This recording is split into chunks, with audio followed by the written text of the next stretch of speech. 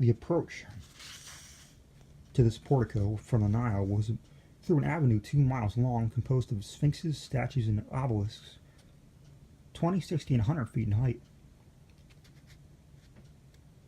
The palace itself, as well as he could remember, was in one direction, 2 miles long. It might have been altogether about 7 in circuit. Its walls were richly painted over, all over, within and without, with hieroglyphs. He would not pretend to assert that even 50 or 60 of the doctor's capitals might have been built within these walls, but he was by no means sure that the 200 and 300 of them might not have been squeezed in with some trouble. That palace at Karnak was an insignificant little building after all.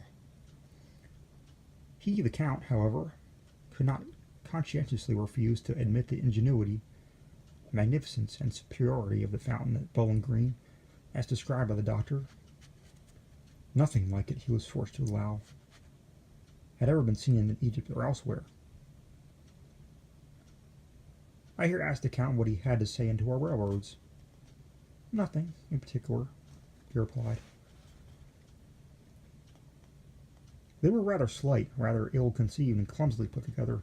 They cannot be compared, of course, with the vast, level, direct, iron-grooved causeways upon which the Egyptians conveyed entire temples into solid obelisks of 150 feet in altitude. I spoke of our gigantic mechanical forces. He agreed that we knew something in that way, but inquired how I should have gone to work in getting up the imposts on the lintels of even the little palace at Karnak. This is a question I concluded not to hear, and demanded if he had any idea of the artesian wells. But he simply raised his eyebrows, and while Mr. Glidden winked at me very hard and said in a low tone that one had been recently discovered by the engineers employed to bore for water in the great oasis. I then mentioned our steel, but the foreigner elevated his nose and asked me if our steel could have executed the sharp carved work seen on the obelisks, and which was wrought altogether by edged tools of copper. This disconcerted us so greatly that we thought it advisable to vary the attacks to metaphysics. We sent for a copy of the book called Dial, and read it out of a chapter or two about something which is not very clear, but which the Bostonians call the great movement of progress. The Count merely said that great movements were awful common things in his day, and as for progress, it was one thing, is at one time quite a nuisance, but it never progressed.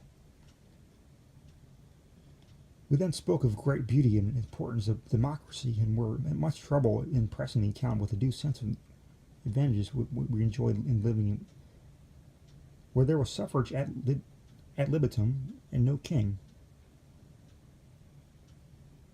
He listened with marked interest, and in fact seemed not a little amused. When we had done, he had said a great while ago that there had occurred something of a very similar sort. 13 Egyptian provinces determined all at once to be free, and to set a magnificent example to the rest of mankind. They assembled their wise men, and concocted to the most ingenious constitution it is possible to conceive. For a while they managed remarkably well, only their habit of bragging was prodigious. The thing ended, however, in a consolidation of the 13 states, and with some 15 or 20 others, in the most odious and insupportable despotism that was ever heard of upon the face of the earth. I asked what was the name of the usurping tyrant. As well as the Count could recollect, it was a mob. Not knowing what to say to this, I raised my voice and deplored the Egyptian ignorance of steam. The Count looked at me with much astonishment, but made no answer.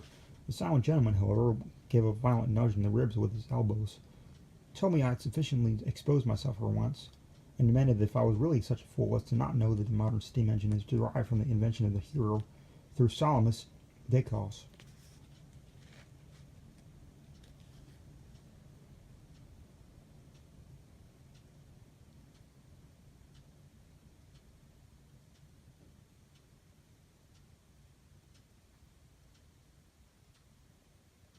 We were now in immediate danger of being discomfited, but as good luck would have it, Dr. Upon Honor, having rallied, returned to our rescue, and inquired if the people of Egypt were seriously would pretend to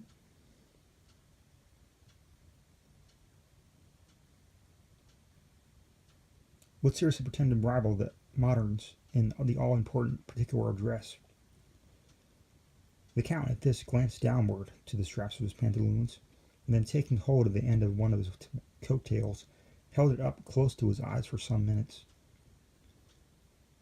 Letting it fall at last, his mouth extended itself very gradually from ear to ear, but I do not remember that he said anything in way of reply. Hereupon we recovered our spirits, the doctor, approaching the mummy with great dignity, desired it, to say candidly, upon its honor as a gentleman, if the Egyptians had comprehended any period the manufacture of either upon honor's lozenges or Brandeth's pills.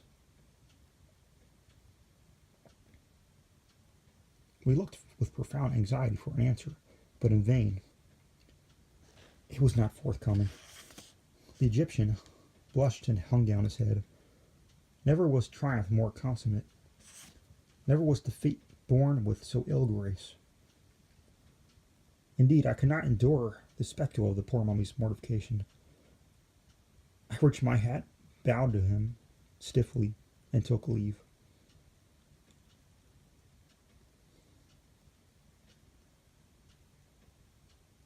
Upon getting home, I found it past 4 o'clock, and immediately went to bed.